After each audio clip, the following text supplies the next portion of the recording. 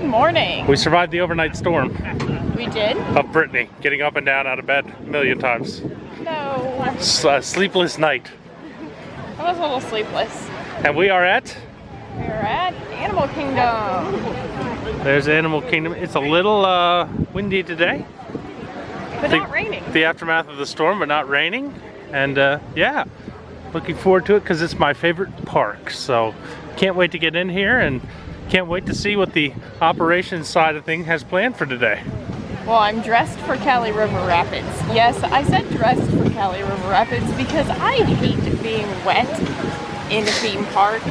And so therefore I had to wear clothes that I was ready to get wet in. I see. So I wore regular clothes, just for the record. I think that that's on the docket today. What's first? I don't know, is it lunchtime yet? So eating, always eating. Always eating with us. Well, it is noon. We are a bit of a late start today, It just is. because. Yeah. So it's new. I don't know. We're just We'll going to do take a lap and yeah, the safaris right now is only about 10 minutes, so Yeah. So we can run back there. It looks pretty busy up here. Yeah, it does. Turnstiles. So. All right, we're heading into Animal Kingdom and we'll see you when we see something interesting that's not Brittany.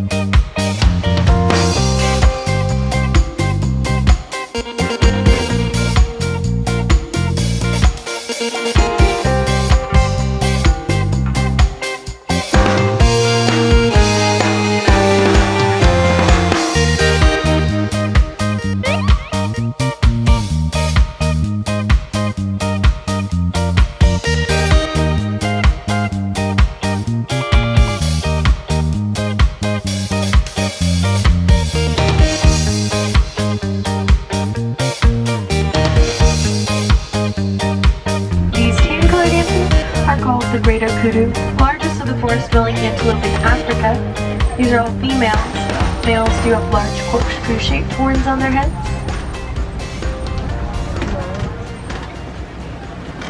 Considered taboo to poach them because you could quite literally get caught red-handed.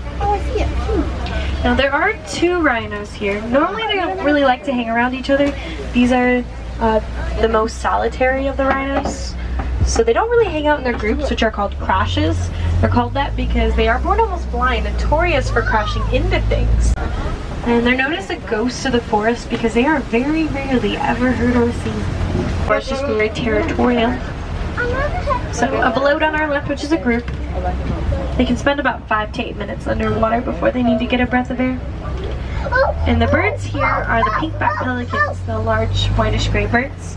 During mating season, the skin on their backs will turn pink. It helps them to attract a mate, but they also will collect sticks to present to each other too. He's seated. I need everyone fully seated back there. Now you won't really see the crocodiles moving around a whole lot. They spend a lot of time conserving their energy in between. They're standing up with their eyes wide open so that they can trick predators into thinking they're awake and alert.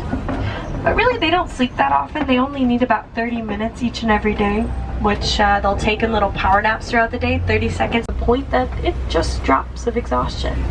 So, very dangerous. I think they're very cute. They're not too far away from some wildebeest. There's some on the hill up ahead, but the Hartman Mountain zebras are the most docile and non-territorial, so they like to hang out with the wildebeest to live more of a survival of the fittest type lifestyle.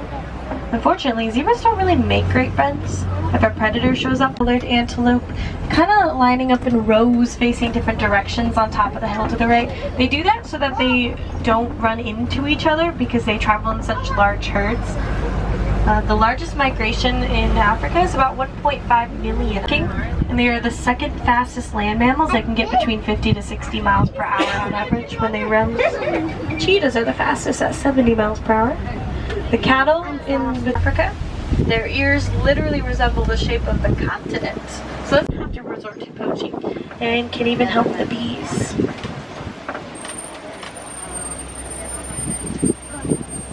So that's called the Elephants and Bees Project. Looks like they've been throwing dirt and mud on themselves. That's just a way to protect their skin. The two that are laying down on the little mounds, they are laying on a couple more eggs that still have yet to be hatched. Now it's really fun to see the little ones trying to stand on one leg. And it takes a few tries for them to get it right, so they'll stumble around for a while. But it's believed that they do that so that they can regulate their body temperature, kind of like sticking one leg outside the covers at night to cool yourself off. The flamingos would just put one leg up. How do they not get out of the... So they even do this thing called pair bonding. They'll pick another rhino in their crush to bond the most with and do everything together, like a best friend. The small brown antelope to the right is a bontebok, known to have a beautiful purple tint in their coat when they stand in dirt.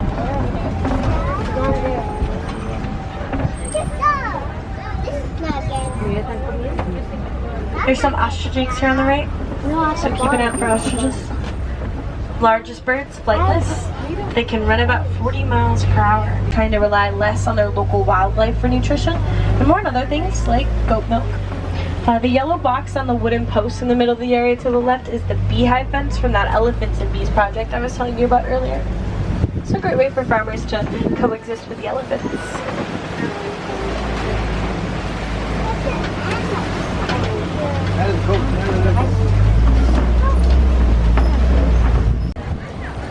Did you experience the safari? I did. And now it's time for? We're gonna go take a look and see if we can find some more animals on Gorilla Falls.